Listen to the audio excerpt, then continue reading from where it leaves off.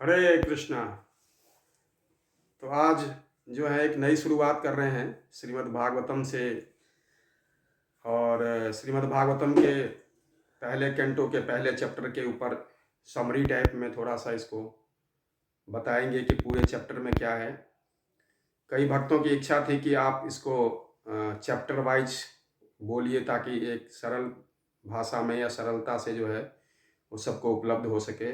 वैसे तो श्रीमद् भागवतम पर बहुत सारे कंटेंट्स हैं और बहुत सारी व्याख्याएं हैं, बड़े बड़े भक्तों ने, आचार्यों ने, बड़े लोगों ने करी हैं, परंतु इसको चैप्टर वाइज जो है पूरे चैप्टर में क्या क्या है इस विषय में थोड़ा सा उसको कुछ मिनटों में इसको समराइज करके आपको बताने का प्रयास करेंगे।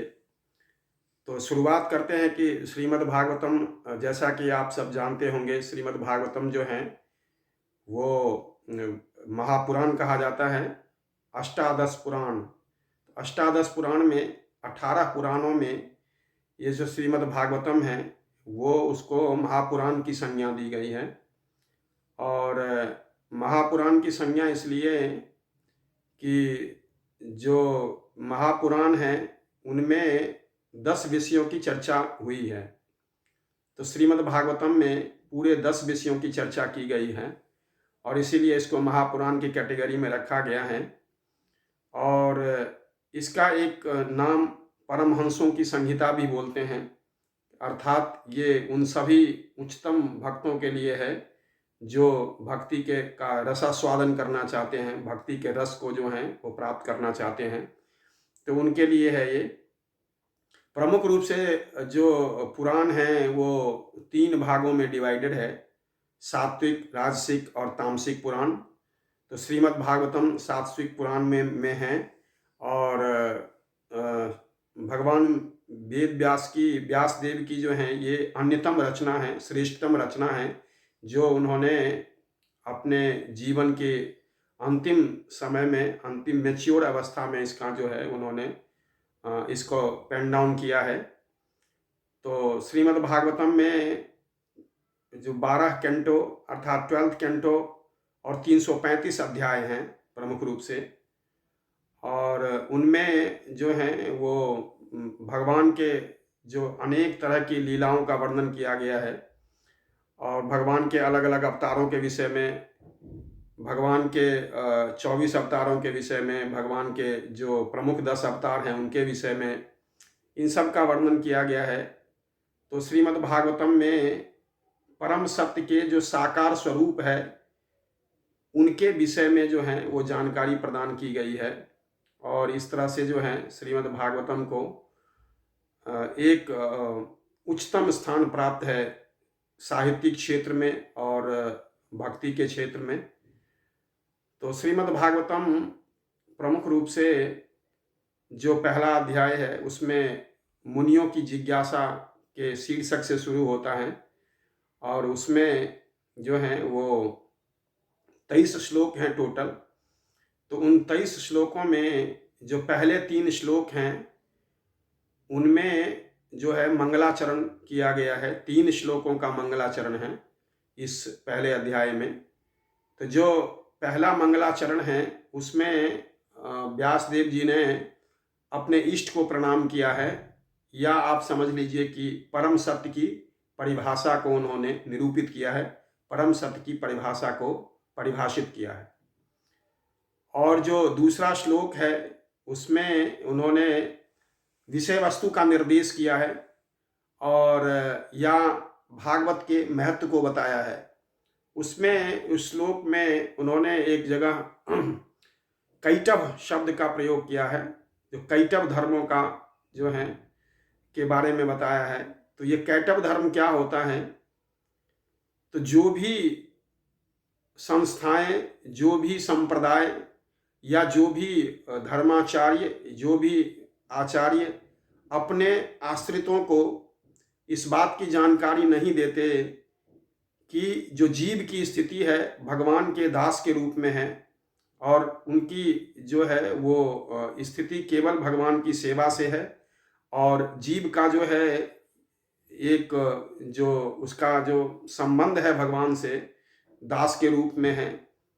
तो निश्चित रूप से वो जो है वो कैटव धर्म है। अर्थात अगर कोई भी व्यक्ति, कोई भी संस्था, कोई भी धार्मिक व्यक्ति, कोई भी आचार्य अपने अनुयायियों को यह ज्ञान प्रदान नहीं करता कि जीव जो है वो भगवान का दास है हमेशा के लिए, तो उसको जो है वो कैटव धर्म कहा गया है। तो दूसरे वाले श्लोक में इस तरह से चर्चा है, और तीसरे वाले श्लोकों में जो है व्यासदेव श्रोताओं को आशीर्वाद दे रहे हैं। और या आप इसको ऐसे समझिए कि वो श्रोताओं से इस भागवत रूपी जो अमृत है और इसका पका हुआ फल है उसको आस्वादन करने के लिए आमंत्रित कर रहे हैं। तो ये 3 श्लोकों में जो हैं वो 3 तरह के मंगलाचरण का निर्देश है। इसका संबंध अविधेय और प्रयोजन, तो इन तीनों से भी है। जो पहला श्लोक है उसका संबंध उसमें है और संबंध ज्ञान है, दूसरे श्लोक में अविधेय है और तीसरे श्लोक में जो है वो प्रयोजन है। तो इस रूप में भी इसको हम देख सकते हैं। और इस तरह से जो है ये पहला अध्याय शुरू होता है इस मंगलाचरण के बाद। तो जो सूत गोस्वामी जो कि रोमहर्षण सुता के पुत्र थे, रोमहर्षण सुत जिन्हें भगवान बलराम ने नैमिषारण्य क्षेत्र में जो है वो उनका वध किया था उन्होंने एक तिनके से, तो उन्हीं के पुत्र जो थे ये उग्र श्रवासुत, जिनको सूत गोस्वामी कहा जाता है। तो ये सूत गोस्वामी जो हैं ये इसके वक्ता हैं और सारे नैमिषारण्य में जो लोग हैं वो एकत्रित हुए हैं। तो इस तरह से जो है इसमें सूत क्यों बोला जाता है, इसके कई जो हैं उसमें बताया गया धर्मशास्त्रों में कि जो पिता जो हैं वो उच्च वर्ण के हों और माता निम्न वर्ण की हो, तो उससे जो संतान होता है उसको सूत कहा जाता है। तो इसी तरह से जो है जो बाजश्रवासुत उग्र श्रवासुत है, तो उग्र श्रवासुत को जो ही सूत गोस्वामी कहा जाता है। सूत गोस्वामी प्रमुख रूप से पुराणों के आचार्य हैं और जो भी 17 पुराण हैं उन सब के आचार्य जो हैं वो सूत गोस्वामी हैं। ये केवल ये जो पुराण है 18वां पुराण, जिसके आचार्य जो हैं वो व्यासदेव जी ने अपने पुत्र सुखदेव गोस्वामी को बनाया था।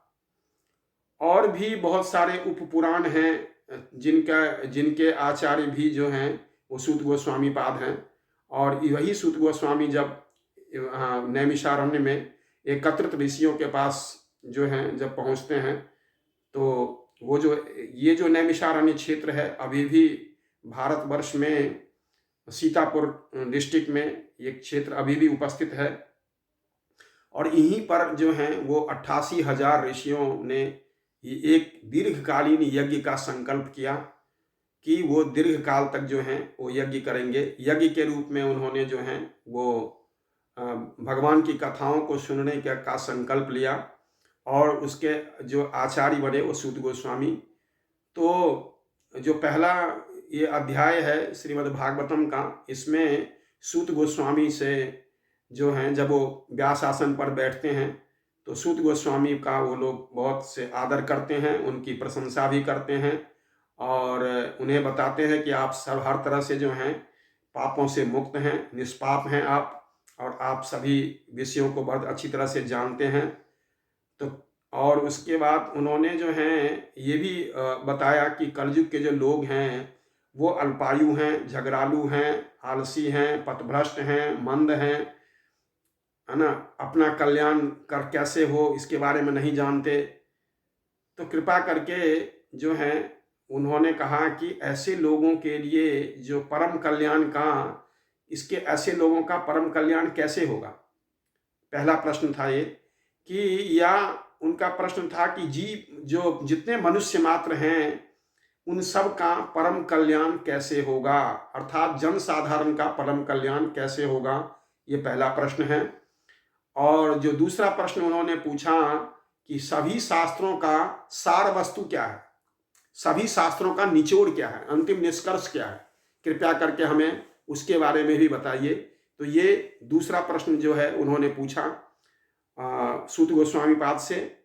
और उन्होंने तीसरा प्रश्न पूछा कि देवकी पुत्र श्री कृष्ण कि इस भौतिक जगत में प्रकट होने के क्या प्रयोजन थे, कृपा करके वो भी हमें बताइए।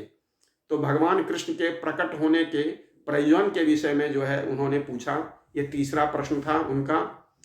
और चौथा प्रश्न उन्होंने किया कि भगवान के साहसिक अवतार के बारे में बताइए, अर्थात पुरुषावतार के बारे में बताइए। तो पुरुषावतार के बारे में उन्होंने ये चौथा प्रश्न पूछा। और फिर ये भी पूछा कि भगवान का दिव्य लीला अवतारों के विषय में बताइए। तो भगवान के दिव्य लीला अवतारों के विषय में जो उन्होंने पूछा, ये पांचवा प्रश्न था। और फिर उन्होंने जो है भगवान के अप्रकट होने के बाद जो है वो धर्म ने किसकी शरण ली, अर्थात जब भगवान इस धराधाम से चले गए तो भगवान के जाने के बाद धर्म ने किसकी शरण ग्रहण की, कृपा करके उसके बारे में भी बताइए। तो श्रीमद् भागवतम की जो शुरुआत है, जो आरंभ है, यहीं से होता है। और इन्हीं 6 प्रश्नों से जो हैं वो सूत गोस्वामी जो हैं इन्हीं 6 प्रश्नों का उत्तर देते हुए अगले अध्याय की शुरुआत करते हैं। तो पहले अध्याय में प्रमुख रूप से जो हैं वो यही 6 प्रश्न हैं।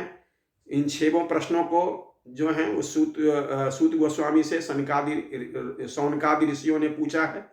और जो सौनकादि ऋषि थे, सौनक ऋषि विशेष करके, वो उन 88,000 ऋषियों के प्रतिनिधि थे जो कि उनके साथ वहाँ पर जो है एकत्रित हुए थे इस कथा को सुनने के लिए, भगवान के विषय में सुनने के लिए और चर्चा के को सुनने के लिए।